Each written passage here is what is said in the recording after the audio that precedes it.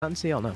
Yeah, and I personally wasn't around last time Bank was in the competitive pool. So this is exciting. This is exciting to see exactly how these teams want to take us to Bank. Obviously, I've seen this map a million times, and I know exactly how these teams should be playing it.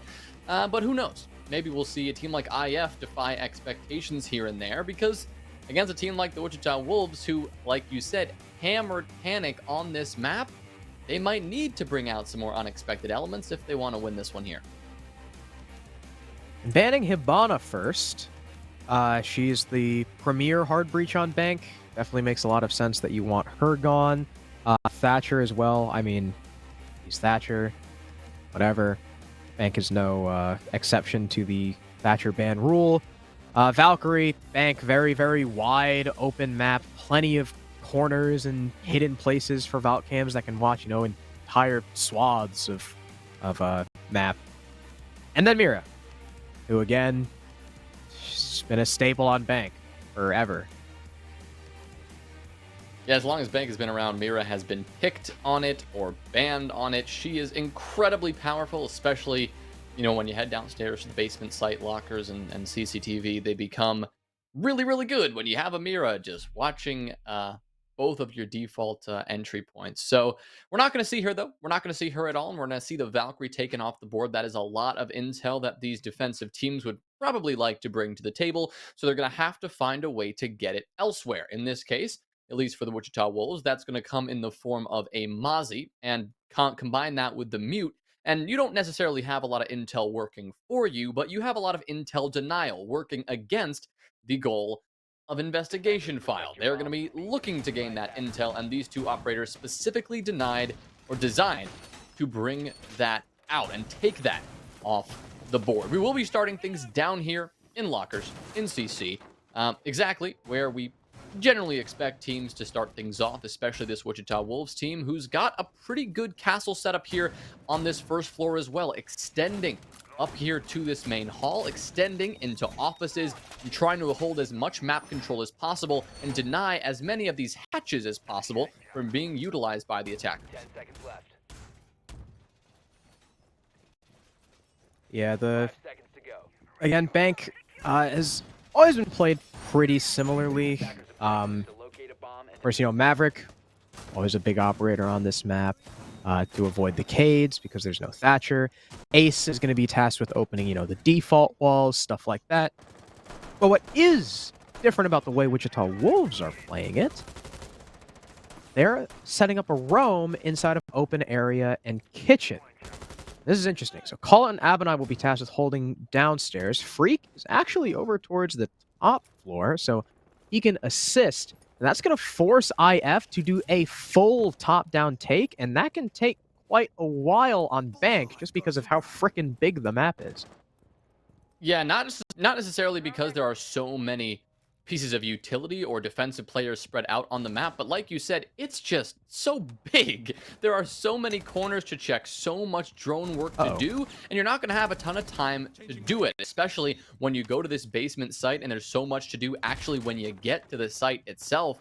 You've got a lot of work to do before you can even get that far. It looks like we're going to have a couple of explosives go off. Several of those are breaching charges from the attackers up above. The other one, a C4 from Mohesi, already going to be wasted. Nobody in the near vicinity of that explosion up in conference room. Now, he's going to stick around and stay here in office for the time being, waiting for this continued vertical pressure to build, hoping that this can help their time delay as much as possible. But Arrow stepping up again. The player who's been stepping up over the last few weeks continues to shine here in the opening pick of Bank. Now he's going to get some intel as well. He knows exactly where some of these open area players are, and they know exactly what they have to do to take them out. Freak still sitting in this position despite being spotted out, using a C4 to help delay a bit of time, and a great shot from him to allow him to sneak away at the last second.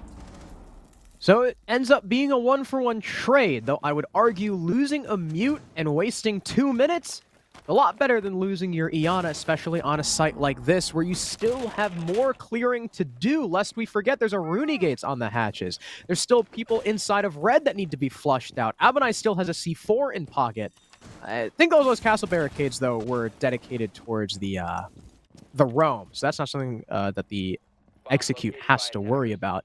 But they still have to drone out CC. They need to make sure server stack is clear. It's again, Bank just has so many steps that if you get caught up in the roam clear, if you don't have enough time, things can easily go out of your hands. They're going to open up the default wall to make way for the plant that has been in the game, well, really forever. And Vivid's going to go ahead and start it. Is there going to be any denial? There is no C4, there is no smoke on the board, so there's no gas canisters, and Vivid's just going to get it down for free. I don't know if Wichita Wolves are specifically playing for the retake or what, but either way, there was absolutely nothing contesting that.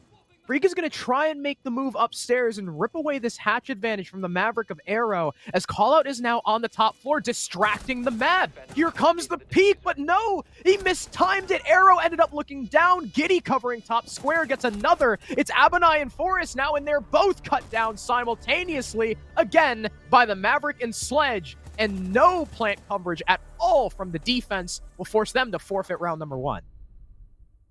Yeah, starting off with a strong attack. That's IF rolling through the site and getting the bomb down almost uncontested.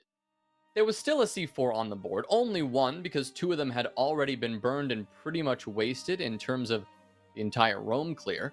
But that was, gotta admit, a little bit surprising. There was no smokes because there was no smoke picked at all, and Abunai didn't use the C4 that he was still holding on to. It's possible that they didn't know the plant was going down. Without the Valk, they're going to lack some intel, and nobody was in CC or, that Vault Hall proper to actually hear the plant necessarily. I'm not exactly sure what happened there, but it was a surprise when that bomb went down, and nothing was really in the way of stopping that. We saw the retake attempt come through from the Wolves, but it was a little bit disjointed, and it didn't work.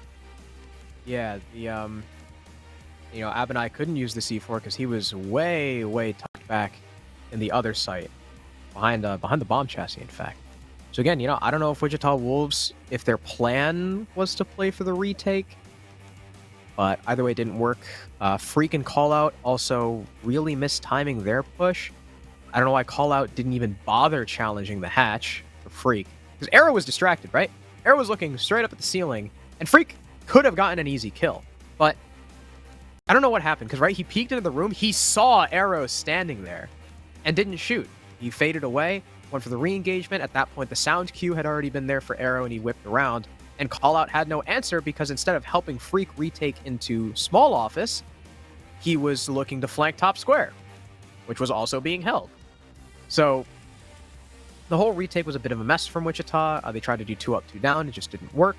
And IF's attack in general, other than Inrio dying, was pretty spot on.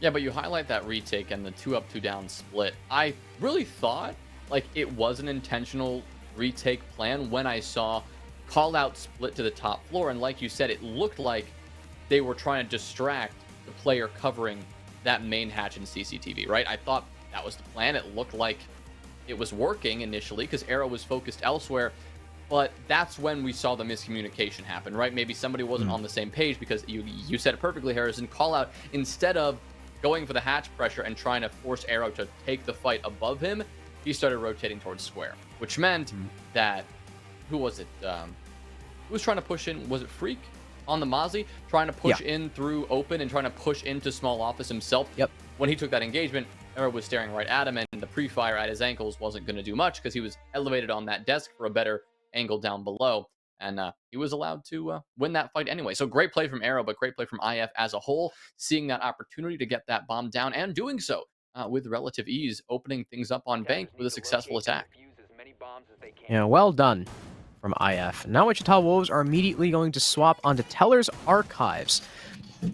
They're bringing the Echo, operator who could definitely have been useful in the previous round, but they wanted to focus more on the roam. And they've got the Thunderbird, who's not bringing C4. She's bringing impacts, even though they have the double shotgun. That's a little bit weird. They do have the Thunderbird, which can, of course, make those anchor positions have a little bit more longevity thanks to those heals, especially, too, if a roamer is able to, dish out some damage, get a kill, eat some damage in return, and then head back to site, that damage can be just negated. and there's no longer any punishment. They've also got an upstairs hold, of course, because when holding tellers, you usually have to have at least a couple people placed upstairs. And they've got a curious shield. It's right outside the janitor door, facing top square. And if I'm not mistaken, oh no, I forgot. There's no angle down there from Skylight anymore. Yeah, so that actually works now. Yeah, the subtle changes that you mentioned before the map, they do come into effect here and there. One of them, of course, the skylight. And again, when we're on the basement site, all of those annoying bars have been removed. Now it's just, a regular window or regular angle. Oh my, speaking of angles, Okay. that is a great shot from Forrest onto Giddy.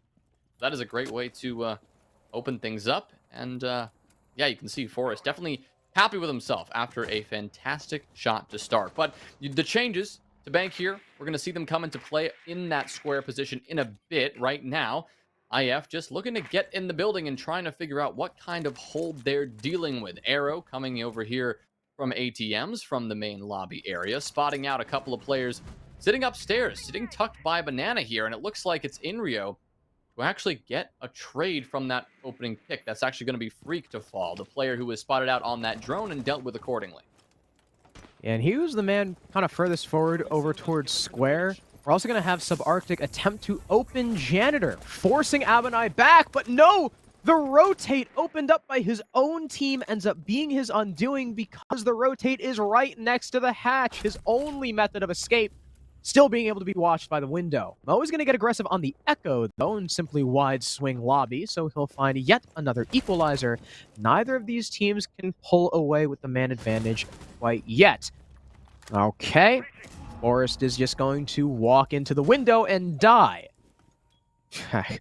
What was a pretty even game is now a one-man advantage here for IF. They've got 50 seconds left still to try and set up for this execute. Now, Mo has info on Inrio above, but Inrio's going to avoid the shots thanks to being behind a plant.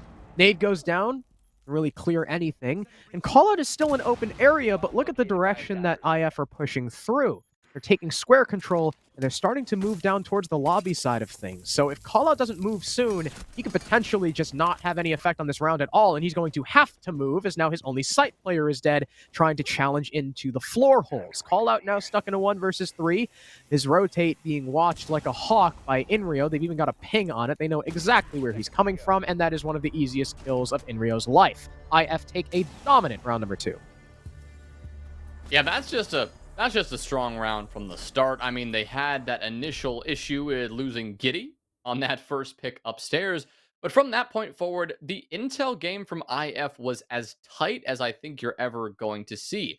They didn't ever push into an angle before they knew what they were dealing with. Everything was pre-droned, preset, and pre-established before they actually ended up taking those fights. We saw a perfect example of Arrow pushing in from that main lobby area, getting that drone into position, staring right at the defenders that they were trying to eliminate, and then eliminating them accordingly. And then again, you highlighted the pings in those last few seconds. They had a drone on that exact rotate through small office. They knew exactly where that final player would be coming from, and just like that, IF take 2 in a row, and Wichita have yet to find a successful defense, yet to find a bomb site that works for them against an IF team that seems to be improving every single week. Every single player heating up week after week, and today is no exception, it seems, as both Arrow and Inrio have found the scoreboard 3 times in just 2 rounds. Vivid even has a plant, and he hasn't even seen anyone yet. Vivid has not seen a single soul. Wichita Wolves will continue on the carousel of sites, trying to figure out what the hell is going to work, because their 2 primaries were, well, quite frankly, they weren't great. And now they're going to try CEO. Window Repel Simulator. That's always kind of been my issue with Bank.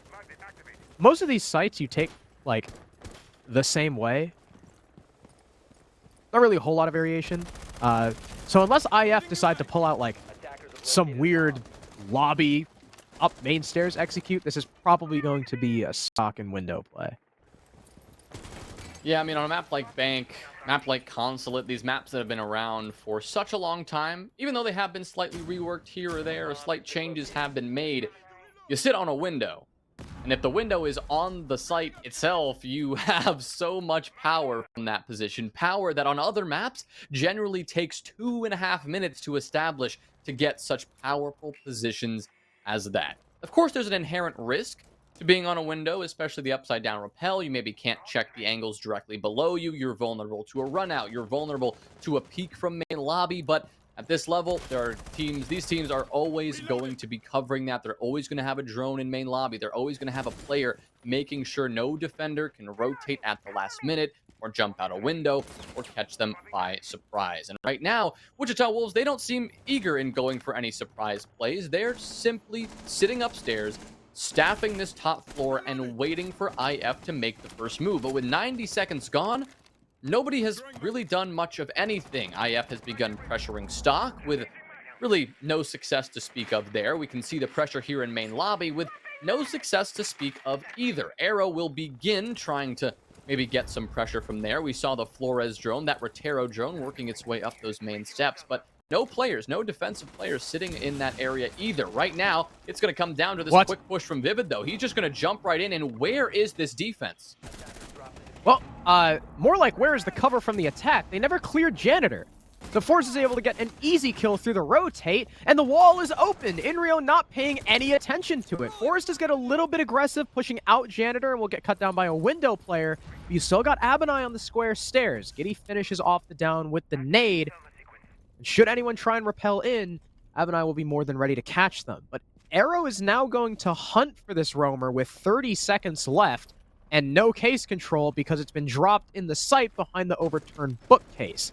Arrow is looking like he's just going to push in alone. Giddy will find an equalizer onto Mo, so, the round's not over just yet. But as Arrow starts to move through, he seemingly forgets about Abinai, who finally makes his move. It's now Sub and Giddy inside the site itself, trying to go for this plant, but they're trying to find the players off-site first. There goes Call Out. Subarctic is finally going to try and stick it, but in comes the shots from Abinai. He's going to go over and peek Banana just as the alibi comes through. Freak gets one, Abinai the second. A perfect play in tandem between the last two defenders, and Wichita Wolves finally take their first point. Well, I don't know about a perfect play. It definitely could have gotten a little bit messy in those closing seconds, but once you hit 0-0, generally the defense is going to win that out every single time, and that they did, playing together, working off their teammate, and getting those final 2 kills to secure their first defensive round here on Bank, and doing so really off of a bizarre play from Investigation File. Vivid, you said he got a plant in those first 2 rounds, and looks like he really wanted another one. Decided to just open up that breach, go for the full sprint, and got to admit, it seemed like they got a little bit overconfident in the site control that they had. They had not cleared out Janitor, a very important position to clear out if you want to go for that default plant behind the bookcase, behind the desk, wherever it may be. That Janitor wall is always completely soft. There's going to be abundant soft destruction already put in that wall, and they're going to know exactly where that bomb is going down, and that's exactly how we saw Wichita Wolves answer to that, we'll call it a rush play. From Vivid, no coverage from the windows, no coverage from Square, no coverage from Stock or Janitor itself, and that was a very easy denial. And Wichita Wolves maintained that advantage for the rest of the round, even though IF did their best to claw it back. They couldn't quite claw it back enough. The Wichita Wolves will bring us to a 4th site. They have not repeated one just yet, so I can thank them for that, keeping Bank at least a little bit interesting. And they're going to go to Open Area with an extension in Archives. Open Area, I know, in Bank's lifespan, it's always kind of been the least popular of the sites. Because it's hard to hold on to the top floor for this one, right? Because the attackers don't actually need to take all of the top floor. You just need to kind of take Square, and you need to take Stock, and that's kind of it. Then you open the hatches, and those hatches give you so much control into the site. But the one that was in the middle of the site is now gone. There's only the one in the corner and the one in small office, so that upstairs control maybe not as oppressive as it once was on Old.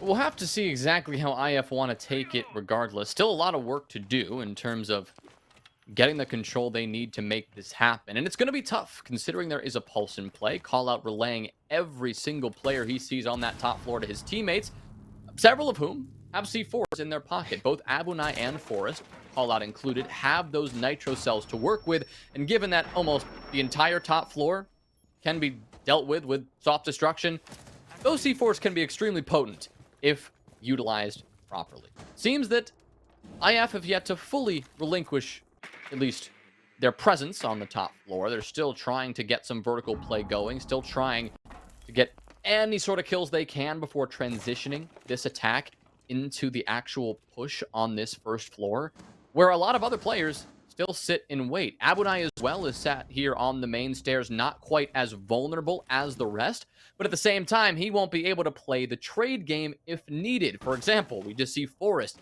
getting cut down from above, Abunai not in the position necessary to get that trade and keep this man advantage equal. It's now going to be a 1-up for IF. And here comes Mo trying to go for a flank. No, the drone! Iroh knows exactly what's happening. He's going to turn the corner and shut him down. Freak does get the trade. That's a very long angle being played by Freak as well. Look at that. Jeez. So, at least it's not a two-man advantage for IF, I guess, but it's still a man advantage nonetheless. And they're going to open up the kitchen wall, in fact. Now with full square control, this should be a relatively straightforward endeavor trying to push into the site.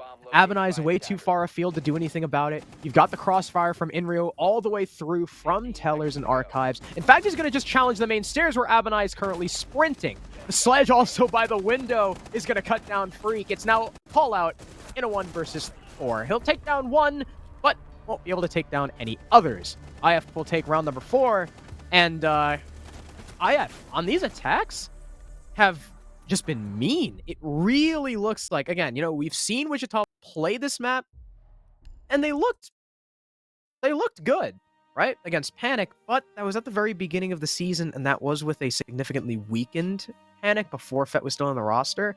IF not binning this map at all can also tell us that they're pretty comfortable, and they are putting that on full display. These attacks have been solid. Yeah, they've been solid. They've been consistent, barring the one round where we saw some sort of rush attempt from Vivid. Every attack where they've done, you know, a standard approach the entire way has been clean. Sure, it hasn't been like extremely dominant. We haven't seen a flawless round, but we've seen some stuff that's damn near close. And even if the man count is relatively even, it seems that IF are in control the entire time. And even when there are moments where maybe that control slips away, it seems like they have all their bases covered. There's always somebody in position to respond and to work that man advantage right back in their favor. I'm very impressed with what we're seeing from them, you know, given their spotty start to this stage, seeing where they've come and where they're now. I'm very impressed with their performance on Bank. That's 3 rounds against one of the toughest teams here in this stage, one of whom is hoping to establish their position as the #1 team in this group. And IF putting in work right now and making it happen. Bank 2 used to be a pretty defender-sided map. And really with the changes and the new ops being brought, you know, since its removal and reinstating. I don't know how I would use the word reinstated there. Reinstallment? I don't know. Oh yeah, reinstallment? That's probably a good one. Since it's reinstallment, I really can't see it changing all that much, other than the fact that... Actually, you know what? I guess it does make a little bit of sense that it's attacker-sided, right? Because it's been around for so freaking long, and it's not really all that new. They just kind of rotated a couple hatches here and there. Like, the map doesn't play that differently, and I think it's one of those maps that's just been around for so long that people have figured out how to attack it. So while it was defender-sided in the past, I remember it was getting more even right before its removal. So hey, maybe now, you know, with all the tools at the disposal of the attack, you know, now with Ace and all that stuff, maybe it's now become a little bit attacker-sided. Yeah, that's possible. I mean, I wish we had a larger sample size across both NACL and NAL, but we just really don't. Not a lot of teams have gone here over the last few weeks, and I'm interested to see if that changes anytime soon. Of course, these new maps generally don't get a lot of love initially. You know, Chalet wasn't loved right off the bat, but now it is a very common staple of both NACL and NAL. So we'll see how Bank shapes up, but it may fall into a unique spot given that it is pretty much the same map that has been around for so many years. Like you said, it was played in, the first 6 Invitational. This is one of those maps that was like just the place to be. Some of the most impressive historic moments in Siege have come on this map. So teams know how to attack this. They know how to defend this. They know exactly what they're doing here. And it is no surprise to see a lot of teams avoiding that and favoring other maps that we've got in this pool. Maybe maps that have been reworked more recently and have a bit more nuance to them. But that nuance is something that Wichita Wolves are going to need to nail down, as little as it may be, for the next 2 rounds on defense. They would very much like to come out of this timeout and have some more success to speak of. Only 1 round right now. Not looking good for them. And IF show no signs of slowing down on this attack whatsoever. And now we see something, another relic of Old Bank, and that is the blue hold.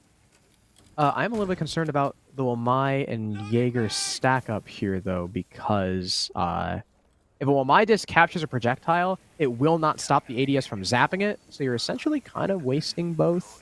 But I digress. It's still a lot of coverage on this shield that the attack is going to have to eventually deal with. That's the big thing. You cannot attack through this hatch and into the site without killing this guy. There's going to be Forrest on the smoke, someone who is used to playing these aggressive do-or-die kind of positions. But as IF open that hatch, they've now got to turn their attention. This is where the pressure is going to start mounting. And Forrest, before even seeing any projectiles whatsoever, is already going to use a gas canister. And that's out about a minute 10. And I'm surprised. IF, they open the hatch, and now they're just kind of deviating from it. They're just going over towards open area. Forrest is able to get 1 subarctic while killing Mo, gets traded off.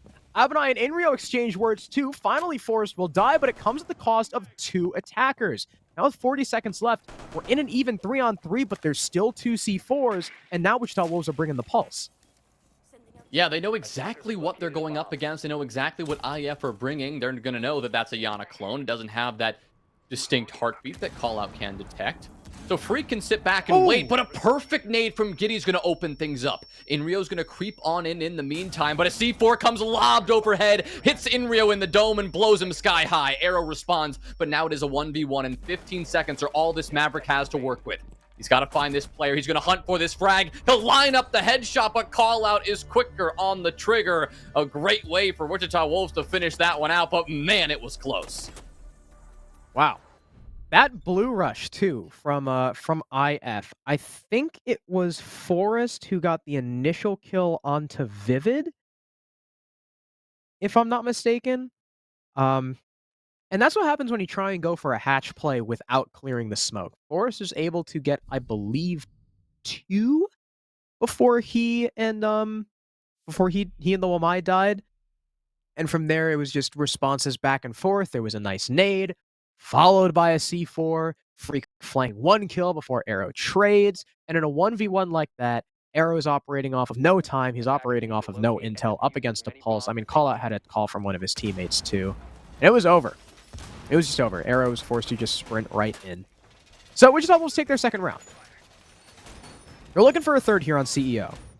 We've got Castle once again. Something we can mention about Castle is he was recently buffed. Well, he was buff nerfed. So the barricades themselves are now less durable. Instead of 12 hits, it's 9 hits, which, it makes it a little bit easier to hammer down, but it's not the biggest deal in the world. But he does have an extra one. He has a 4th. So you can get even more coverage with that Castle barricade, which is nice. Castle, I would consider that all around. That's a net buff for him.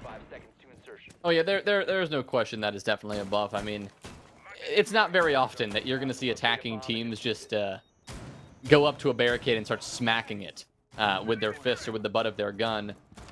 Usually you don't see attacking teams need to do that until there's like 15 seconds left on the clock and they're panicking. And by that time, 9 hits is still... That takes up a lot of time, and the defense usually knows exactly where you're coming from because they can just hear the bunk, bunk, bunk, bunk 9 times.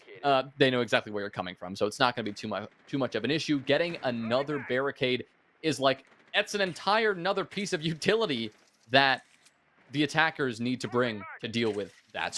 So much potential that could have if utilized well, and he's going to, of course, put those upstairs and cover off a lot of these default windows, these default positions that IF will be looking to approach from. Now, of course, back here on CEO, this is a site that the Wolves were able to secure last time, the only one they were able to secure successfully, of course, before the previous defense of security and lockers downstairs. But that means Whoa. IF technically have to make a couple of adjustments here. And that one right there, that is a big blunder to start things off. Using a Rotero drone and whiffing the deployable shield that caused them so much trouble last time, not a good start. It looks like they're just going to opt to burn it away instead of using the Rotero drone. Arrow will also get the leadoff kill onto Abanai. I'm not quite sure where that was. Was that bottom square? Ah, that was bottom square. That is an angle that you can still watch from the skylight. Abanai, who attempted to go for a flank, well, it was a little bit too early. So you lose your Jaeger. But, I mean, all in all, not the biggest deal in the world. Now, this Twitch is going to be important. He's able to get the wall denial off. Might even be able to shoot some ADSs and drone denial and such like that. Because the Twitch, of course, recharges, no longer has a definite range. Also got a drone sitting on Forrest and pinging him. In the meantime as well, Freak has since bitten the dust. And IF, though their utility clear maybe not as efficient this time, are still up 2 bodies. Yeah, efficient or not on the utility, they are fragging this defense apart, and Wichita Wolves, they're struggling to recover. Every single position is known. Inrio knows there's somebody in Janitor. They can see this person in the top of this 90 hall, and they're going to deal with them slowly but surely. Forrest will get one first. Shutting down Subarctic, no more Twitch drones can tear their way through this site. But for the rest of this defense, they are cut off and isolated from one another. You've got a player sitting in stock. That's call out. He won't be able to help his teammates on the site itself if this attack comes in swiftly, so he's going to have to rush back and hope to get there in time. He'll take out Inrio, but not before his teammate would fall at the hands of Giddy, and not before this plant is going down. Giddy on the long angle, getting call out as he tries to stop that plant. It's going to be up to Mo. Lying in the middle of this hallway, pops up and takes the head of Arrow. That's a start. He's got 2 more to find, and he's going to jump out the window for that kill. He gets it on the fadeaway drop shot into his own grave. But kill or not, he was going to be unable to win that round because he would have had to run all the way back inside, go up the stairs, defuse the bomb. Yeah, that wasn't going to happen in time. But a great kill. Definitely a flashy play to end it. Yeah, and another well put together from attack from IF, starting with the kill onto Abanai, followed it up on the Freak. Got a little dicey towards the mid-round, but Forrest ended up getting killed by a Repel player. Call out. Wrapping around, also getting killed by a Repel player.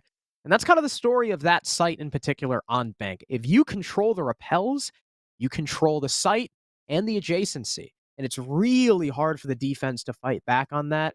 CEO has always just been a tough site because of, really just because of those Repels. IF now lead 4-2 after their attacking half of Bank. And they're going to start us off on the least played side of the map. They're going to start on open area.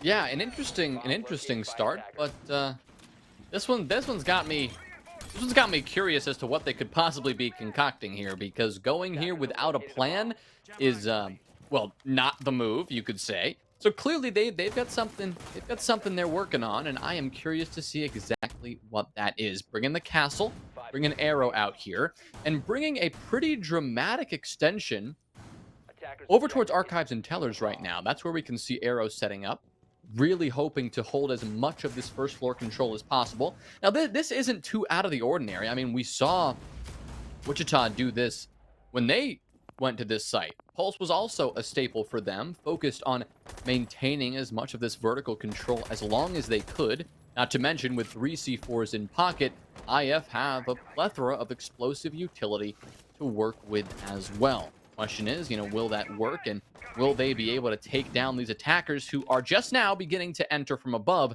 and start the vertical play of their own? See how efficiently Wichita Wolves are able to do that. We've also got a little bit of a change. Wichita Wolves are running a Lion on Bank, who, I respect it. Bank is a very large map. The rooms themselves are also pretty big. There's a lot of lot of flexibility a lot of times, a lot of fluidity for the defense, so the Lion helps put a stop to that. Of course, he's also got burn and a Gone 6, which is great. Oh, you can even entry with Lion if you want to.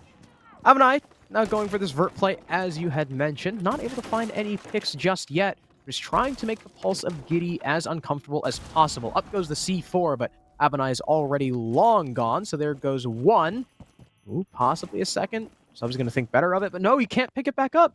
That's unfortunate. So unless someone steps over there, that is a lost C4 pretty much forever. But the time is starting to dwindle, and Wichita Wolves do not have a pick into the site just yet. Yeah, they barely have control of this first floor. That's what Callout is busy doing right now. We saw him enter through that main lobby and try to open that wall facing all the way down towards open area.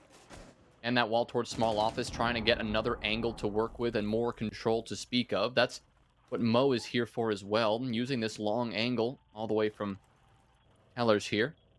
Not going to spot anyone out just yet, as everyone from IF is just sitting back and waiting. All 5 still alive. All 10 players, actually, still alive with only 45 seconds to go. So this really could go any direction, but it seems that the Wolves right now are content to sit back, and they're not making too much of a move. This EE1D scan, though, will indicate it's time to make a play, and Mo is the first one to step up. He'll collect a kill onto Vivid. Forrest the next one on to Inrio.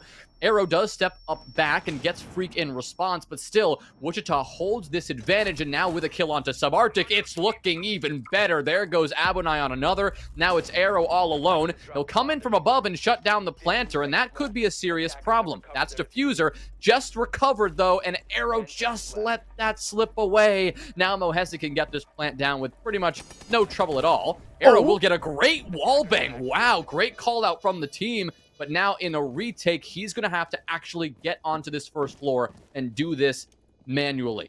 He'll look down towards kitchen here, looking for any player who's looming around the corner, but now he doesn't have any intel. You can see it by the way he's playing. He's face checking these angles, and Forrest is waiting for him with open arms. A pre-fire comes out, because this time it's the Wichita Wolves who've got some intel working in their favor. You can see the pings. You can see the crossfire they had set up. They were ready in that retake. It almost got a bit messy, but they pulled it out. Yeah, Arrow also being the only person with kills in that round on the castle.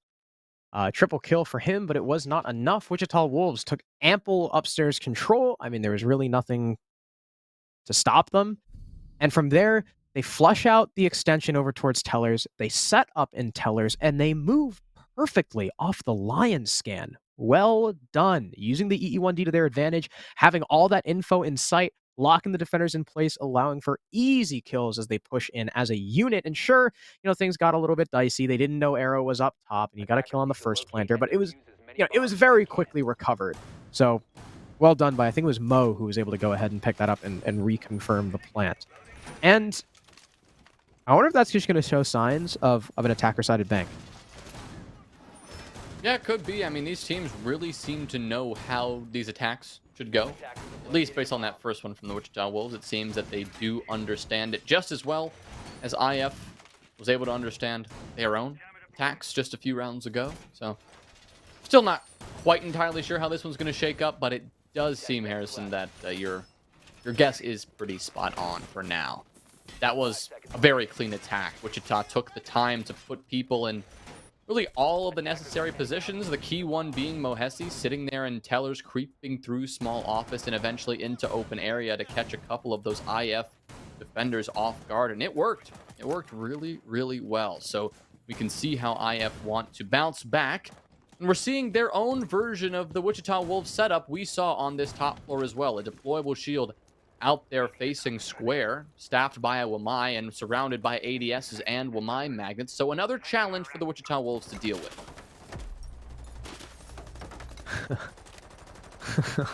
It's kind of funny from Callout. Wow, Abonai is hitting the Spider-Man right now in lobby. Forrest is going to land the first opening kill onto Arrow from North Rappel. Not only is that Arrow, who has been consistent throughout the entire season, let alone just this map, but he is also Echo. And while those yokai drones are still out, you can no longer move them. You can no longer use the stuns, and a big part of your plant denial is now gone. Yeah, losing Echo is pretty massive loss, especially so early in the round, because assuming he hadn't necessarily put all those Echo drones in exactly the place they wanted them for the entire round, I mean, that is going to be a significant hindrance to their intel game. Now, since Echo's rework and since those drones no longer go invisible on the ceiling, we see a lot of players use them as, kind of like drones, like they're meant to be used, and actually move them around the map, trying to adapt to the attacking position, trying to figure out where they're coming from and stall them out accordingly. Of course, without him, they'll be unable to do that. Now it's in fact the Wichita Wolves who are trying to freeze the defenders in place with another EE1D scan from Mohesi. A great use of the Lion once again, and now Subarctic trying to step up and spring away after the EE1D has expired, will find himself in his 6-foot grave as well. Great work from Forrest to make sure that pick was secured. So a 5v3, Wichita Wolves holding this edge, but Vivid looking to change the course of this round by taking this fight onto Freak. So will Giddy, trying to get this player out in stock. Freak right now pinned back. 2 players holding him down good. But it's not even that the defenders are pinning him down. It's Freak is playing passive enough while still holding onto the hallway, not allowing for the rotation, and he'll eventually get the kill onto Giddy. Still not finished off, nearly finding the line of fire onto Inrio, who will trade blows with Mohes because this shield is still up. In comes the shotgun towards Janitor, but it's not successful. It only downs Mo, and Abonai is there for the coverage. Inrio now just 1 HP. The plant is down. It's a 1v5 situation, and Freak will get his third, a flawless round for Wichita, as the score is now tied. Well, here it is, Wichita. There's 2 attacking rounds in a row, and that one was as dominant as they can get. A flawless round for them. So much so it is going to force IF to take their tactical timeout. Wichita Wolves used it earlier, bounced back pretty successfully from it, and now it's IF's turn to do the same. 2 rounds in a row that they have just not had the proper foothold on, especially in round number 8. That top floor defense really fell apart the entire way. Wichita Wolves had their number. They had players, albeit isolated. They were all in the right spots and at the right times, and they got the frags they needed. Yeah, Wichita Wolves' stock take was a big part of that round. Because not only were they able to take stock, but in taking stock, Freak had a free line of sight all the way through into Trump. I mean, really, into front desk. And you could just cut that entire thing off. I mean, you saw, too, the Smoke, who had attempted to peek him. Freak was just blind firing at the Smoke, pre-firing, when Sub crosses. And Freak just transfers the spray. Easy kill onto him. He was able to find the cutoff onto, I think it was Giddy, trying to come up main stairs and challenge him to make it safer for his Smoke to play. Giddy dies, too. It was that one position from Freak and the inability for IF to clear him out really, really won Wichita Wolves that round. Just because, not only because Freak was able to get 3 kills, but even if he hadn't gotten those 3 kills, just the pressure and the cutoff that he had established was more than enough. Well, we'll see IF now likely go to a more standard bomb site. Of course, CEO is a pretty typical site, but the first round, after all, they did try one of those more unexpected sites, especially for your primary. Going open in kitchen to kick things off is weird, and it didn't work for them. It did not work for them. So now we're going to see them head down to CCTV and lockers, something that we have come to expect a little bit more on a map like Bank. I mean, even back in the old days when bomb wasn't everything in the unranked playlist, I mean, when you're playing secure that objective, I mean, I feel like this site and the basement on Bank has always been the most common site. Very consistently. It is hard to attack, given that the floor above is not a lot of soft destruction. It's only the limited hatches you can take from. And the other typical angle of approaching from server and coming from, dirt and taking blue stairs, taking square and using that hatch to your advantage. That's not easy to do because defensive teams have gotten very creative with their setups on the top of blue stairs. Often we will see a deployable shield there with several ADSs to support that position. But that is not what we're seeing from IF right now at all. We are seeing a unique lineup here, a very roam-heavy lineup. The combination of Inrio on the Vigil, Subarctic on the Mozzie, Arrow on the Aruni. We've got a defensive lineup that is very capable at going for an extended roam. Yeah, this is pretty old style too. Of course, this is when Mute Mozzie meta was kind of like, in full force SI 2020, people would consistently roam with Mute Mozzie Vigil or a combination of just the two, supported by the castle as well to establish that first floor presence. But Callout is going to simply just walk in, and he's got cover. Because there's way too many people off site. They can't do anything about it, and EE1D goes off, and that is a free 5v5 plant. I've never seen anything like it. IF just had no idea. They had nothing to stop them. Too many people were off site.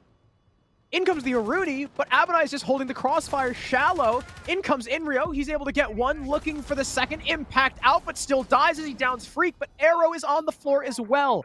This is an effective 3 versus 3. Mo is still upstairs. You can see two defenders looking like they're starting to charge him, but they actually dropped the hatch, not contesting the Lion. Subarctic, though, he's going to go all the way to the top floor, but there's barely any time left. Only 10 seconds. Giddy's downstairs. Arrow, he's since been recovered, but he'll be finished off by Forest, and there's just no time. 4 seconds remaining. What a play from Wichita Wolves. What an adjustment as they get the freest plant I have seen in my life. That, I gotta say, is an understatement. That is such an easy plant for them. There was nobody there to stop it, and another situation where you gotta wonder, what were IF doing coming off that timeout? You're telling me they decided to just ignore the site the entire time? Put not a single player even close, even in earshot of the plant? Nobody moved when the plant went down. It was only after their HUD flashed with, oh my god, the diffuser's been planted, did they spring into action and try to retake the site. And all the shenanigans we saw take place in Garage, I'd argue IF won those engagements eventually. None of that mattered because the diffuser was planted in CCTV on the other side of the basement, covered by 3 more attackers, and there was nothing IF could do. That was so well played from the Wichita Wolves. I don't know who called that, but it was perfect. It was perfect. They saw an opening, they took advantage, they had everyone in the exact right places during that retake, and there was nothing IF could do. You saw them just kind of taking gunfights and just charging people at a certain point because they knew that it would take a miracle, more than a miracle, for them to pull off that round. Yeah, that was Attackers must locate and defuse a bomb. what play? So, Wichita Wolves, who were down 4-2 at the half, now lead. And match has certainly turned on its head. IF will swap the bomb sites once again back to their original primary of open area. Of course, Wichita Wolves will start with the upstairs clear, making sure that there's no one playing any vertical, trying to take stock control most importantly, and no, there is no one upstairs to contest this. So Wichita Wolves are going to have a pretty easy time establishing that vertical dominance, and then later flushing Giddy out, of course, and if need be, setting up for that same horizontal lion push. The worry here for me is if IF are over-adjusting to the mistake they made in the last round, right? The mistake clearly was leaving the site too exposed. Now the worry is, nobody upstairs, no one to delay time on that top floor. Maybe that's not enough in the way of a roam. But this first floor, after all, this is a huge map, and there's so much map control to maintain on that first floor that you may not need to contest the top floor, given that how risky it can be. So I see the decision making here from IF. We'll have to see if those adjustments actually pay off or not, because already within just over 60 seconds, Wichita are already beginning this vertical play, trying to lock off those hatches, prevent any sort of rotation from IF going later in this round. Mohes has secured control of lobby already, actually using that Gon 6 to open up this door into Tellers and actually peer into the site, peer into this extension, looking for any players still lingering towards this archive side. But everyone from IF, knowing where this pressure is coming from, is starting to back on off slowly. He even forced the Pulse out of archives already. He's now gone to the basement, but can still call out info for his team. But Forrest, he's going to be on the hunt. They know he's down here, and if he's stuck looking at the ceiling, this could potentially be an easy frag. Arrow, though, is down below to support. Forrest just has to make his move soon. Otherwise, too much time is going to be wasted. There's only 45 seconds left. Wichita Wolves need to start getting a move on. Here comes Forrest. right next to the main stairs, but there's a barricade in his way. Up comes the castle. Freak will land the kill, but he doesn't expect the pulse right behind him. EE1D goes off. The Lion nearly sprints into the waiting arms of the pulse, but there's no engagement. Here comes Forrest. He's going to simply walk in, barrel stuff the Echo, a second one on a Subarctic. A 4 versus 1 now. It's just Vivid. The plant going down from call out, but it's not even needed. Abonai finishes the round, and Wichita Wolves lead 6-4. Wow. That is a statement and a half from Wichita. They just took control of that map. I'm not going to say that came down to the top floor control or not. I mean, didn't really seem to matter for IF. It just came down to the basement problem that they had.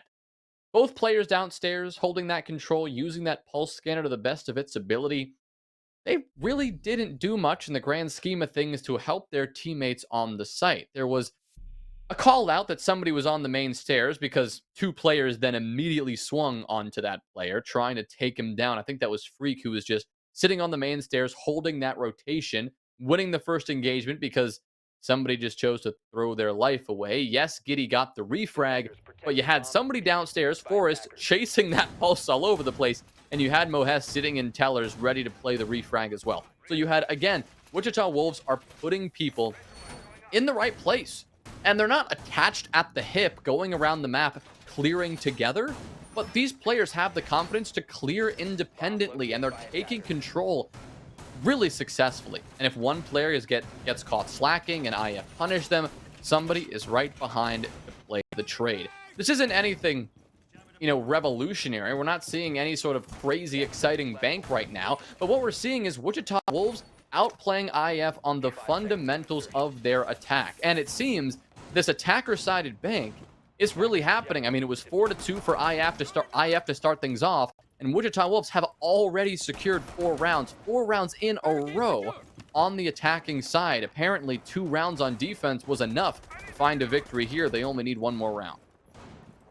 It's been dominance from Wichita Wolves ever since the half switch, especially with how shaky they started off. And they're going to start with lobby once again. Unfortunately for Callout, his ace charge is muted. And, well, Wichita Wolves doesn't really have much to deal with it. Never mind. How did they just destroy that? Oh! Wow. That was a nice little spot for the shock drone. Did you see that? It was like...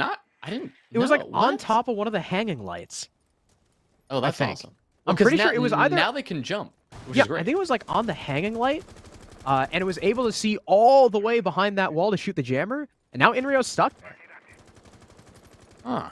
Callout just sitting here ready to catch out Inrio if he tries to rotate away. The question is, how long are Wichita going to try to hold this angle? Because all Inrio has to do technically is just sit here and wait, and just being there can waste enough time, theoretically.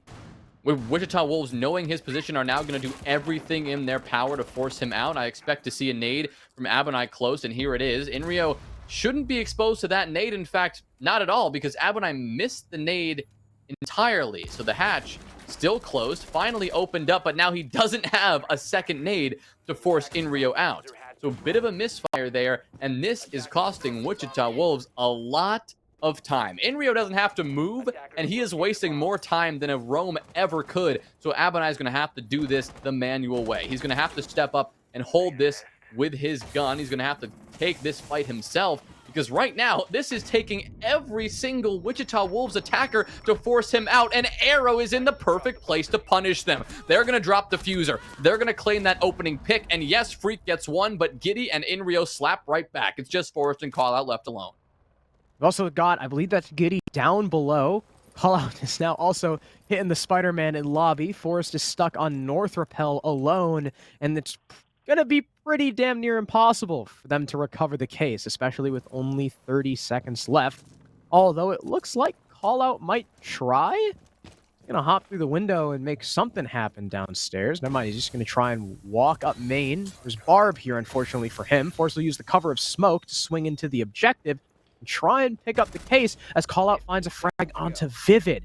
They still got to worry about Inrio and Elevator. He's still here running rampant. He gets the first and the second. It's a 3K for the Jaeger, even though it was impossible for him to move, and they knew exactly where he was. He still finds 3 kills and keeps IF in the game. That is unfortunate to say the least. One of the more blatant mistakes from the Wichita Wolves we've seen tonight. Um, Man, I mean, there really isn't much you can say other than that is just the old classic blunder. Abunai, had he not missed that first nade, honestly, Inrio was dead 20 minutes ago because that hatch would have been opened. The second nade would have forced Inrio to move, and Call Out was watching that angle for 3 hours, so he would definitely have killed Inrio had he stepped out of the elevator. But because that position took so long to clear, and so much utility and so much manpower, and Wichita Wolves became so incredibly tunnel visioned. At some point, they were probably just so frustrated that they couldn't kill this guy. They're like, oh my god, we've got him trapped. Can we just kill him, please? What that did is it freed up IF to move around. It freed up Arrow, who was on the Echo at the time, to just step right up into front office and then be a force that Wichita Wolves just weren't expecting.